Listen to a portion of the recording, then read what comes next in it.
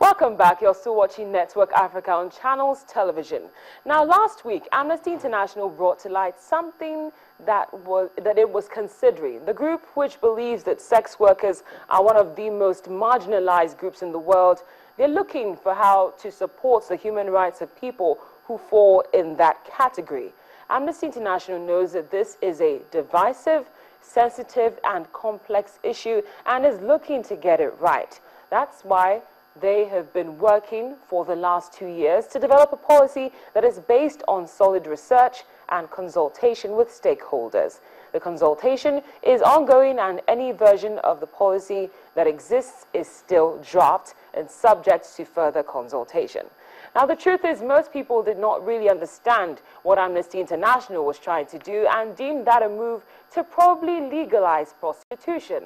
Well, joining us to clear the air on that misconception is Amnesty International's Director of Media, Susanna Flood. She joins us from London. Susanna, thank you very much for your time. Good afternoon. Good afternoon. Now, Susanna, can you explain what exactly it is that Amnesty International is doing right now concerning this matter? Yes, certainly. At the moment, we're about to have our International Council meeting, which is a meeting we hold every 2 years, a democratic meeting that brings all the members of Amnesty International together, or their representatives rather, from around the world, and we discuss key issues that are going on in human rights. These issues are very varied, and we've had debates over the years on different issues. This year, one of the issues that we are debating is a policy on the protection for the human rights of sex workers. As you just read out our statement, a very marginalized group, a group that is frequently forced to live outside the law and do not benefit from full human rights protection, and we want to change that. Now, why do you think this has generated such a huge controversy? It has indeed created a controversy. It's a very, it's a divisive issue, I think it's fair to say. There are many different groups who really care about women's human rights, the human rights of sex workers, and they've all come on board because there are so many different views out there, which is why we've taken 2 years consulting with different bodies, carrying out research to make sure that we're completely confident the policy we're putting forward is the right policy. It's a draft policy. Our movement will debate it. We listen to our movement, but right now that's what's up for discussion. Well, Susanna, how long will it be until you actually come to a decision on whether on what you're going to do? Because I know that you're still in the process. Well, we meet this weekend in Dublin, in Ireland, with our global movement, and there will be debate carrying on at that meeting about what the process should be. People will be airing their comments about the policy that's been put forward, and at the end of that meeting, a vote will be cast. The vote will be cast as to whether or not to enable our international board, our democratically elected board, to go forward and adopt a policy on the protection of the human rights of sex workers. So that vote will be made next week, and then after that our board will meet, they will discuss, they will look at what's been proposed to them, and they will come up with their recommendations. Well, Susanna, thank you very much for clearing the air. I hope there are no longer any misconceptions after you've done that explaining to us. Thank you very much. Thanks for your time. Susanna Flood is with Amnesty International. She is the Director of Media Reporting from London. Well, we're looking at what's happening right now in the world of politics, specifically in East Africa. Tanzania's 4 main parties, that's opposition parties, have named former Prime Minister Edward Lowassa as their joint presidential candidate ahead of October's general election.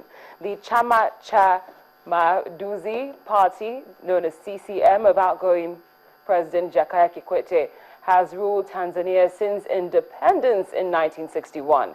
The opposition's nomination of Mr. Lowassa, who crossed party lines last week, could shake up the political landscape. Mr. Lowassa had been seen as a front-runner in CCM's presidential nomination race, and it caught many by surprise that he was not included in the short list of candidates.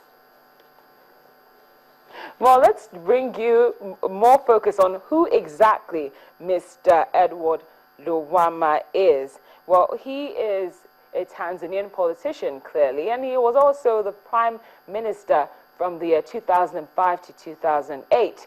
He served under President Jakaya Kikwete, and he was the first Prime Minister who was forced to resign for fraud suspicion. He was also nicknamed Lorushwa, and that's Swahili for bribe, based on those arrests, or that arrest which was made. And on August the 4th, which was yesterday, he was designated as a presidential candidate.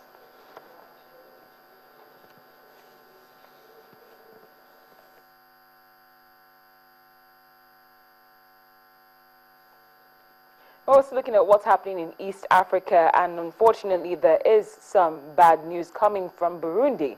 It's another day and yet another politically motivated murder has taken place in the capital, Bujumbura. We understand that a local leader of Burundi's ruling party was attacked and killed in the capital, and this brings to 3 the number of high-profile attacks in 3 days. Kome Harerimana was the president of the CNDD-FDD chapter in Kanyosha district and was headed to his office on the back of a motorbike when a crowd threw stones at him. After that, he was pulled from the motorcycle and shot. The Burundi crisis began in April when President Nkurunziza announced he would seek a 3rd term in office. That's a move which opponents and Western powers say violates the constitution and the Arusha peace deal, which ended the war in 2005. Well, for more on that, we go live to Bujumbura, where Mr. Jean-Regis Nduimana is standing by for the latest. He's a media consultant and a university lecturer. Mr. Nduimana, thank you for your time. Thank you. Now, this is some bad news. What more can you tell us about this latest murder in the capital? I'm sorry, I can't hear you. I'm asking what more you can tell us about this latest murder in the capital. Okay. The news that just got here is like the Attorney General has allowed Mr. Pierre to be evacuated from Burundi to the countries for his for further drugs he may get from other hospitals. So this is the first time, because Mr. Monima has a charge, has a court case. So now the Attorney General said yes, he can go outside the country. It's a good news here in Bujumbura. Well, I think you are having some trouble hearing me, Mr. Nduimana. I'm going to try again because I think we're having some bad reception from your end. But I'm asking if you have more information about the latest murder, and I'm talking about Kone. That's the Kone Harerimana, the president of the CNDD-FDD chapter. I'm not hearing you very clearly. We're going to try to reconnect with Mr. Nduimana as we go on in the course of this bulletin. But for now, let's check in to see what's happening in Zimbabwe. A Zimbabwean court has postponed to September the 28th the trial of a local hunter accused of failing to stop American dentist Walter Palmer, who is accused of illegally killing the country's most prized lion last month. Theo Bronkhorst was arrested last week and charged with breaching hunting rules when he helped Palmer lure Cecil. Cecil was a rare black-maned lion, and his killing has caused an international outrage online and also put the spotlight on big game hunting in Africa.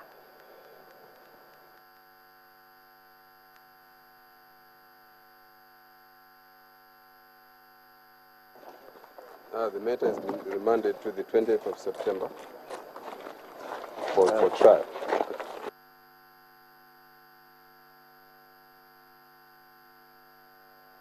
Well, let's check in to see if Mr. Nduimana can hear us right now.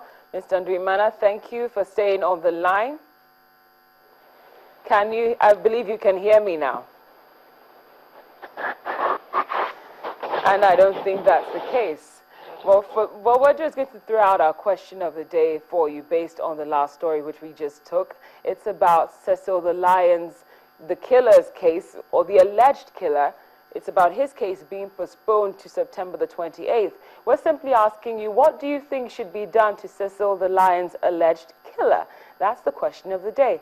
Feel free to reach out to us either via email or Twitter. The address and handle are right there on your screen.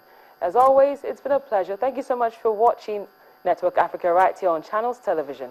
I'm Cynthia Are.